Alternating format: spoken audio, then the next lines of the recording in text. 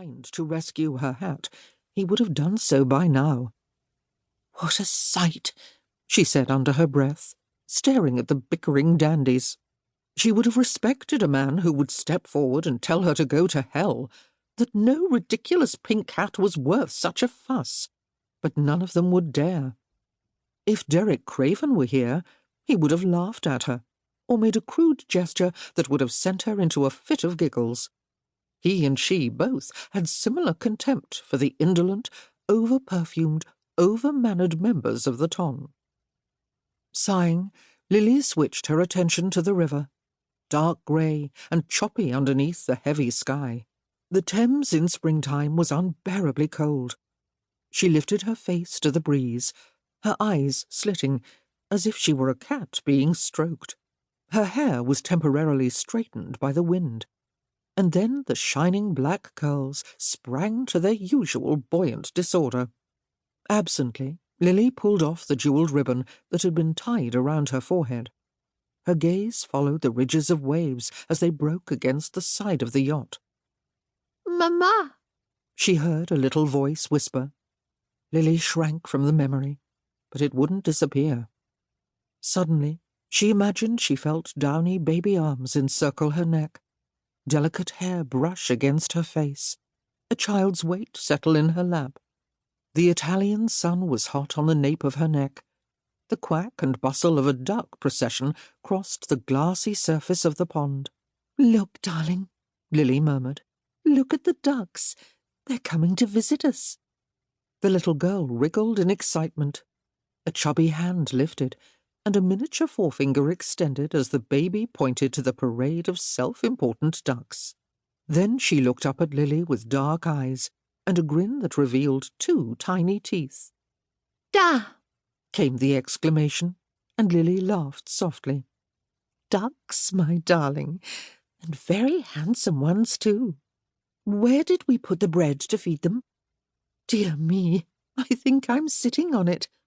Another whisk of wind came, chasing away the pleasurable image.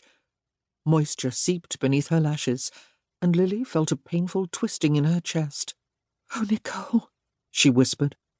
She tried to breathe away the tightness, willed it to disappear, but it refused to go. Panic built swiftly inside her.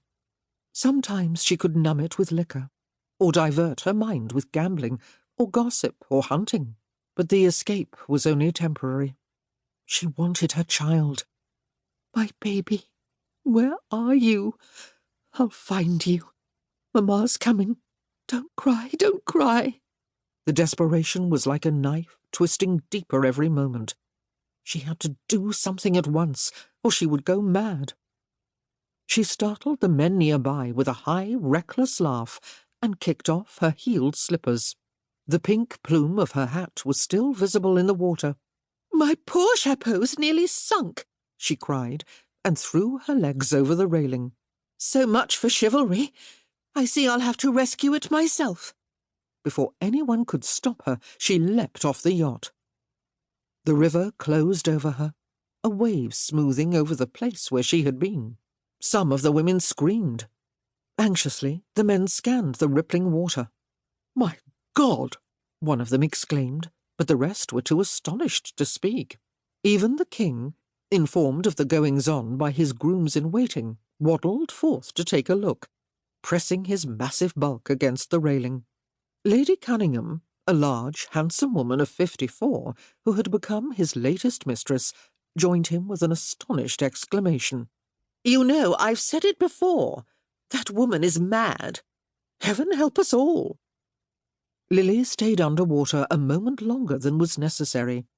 At first, the coldness was a shock, paralyzing her limbs, making her blood turn to ice. Her skirts turned heavy, pulling her down into the mysterious cold darkness.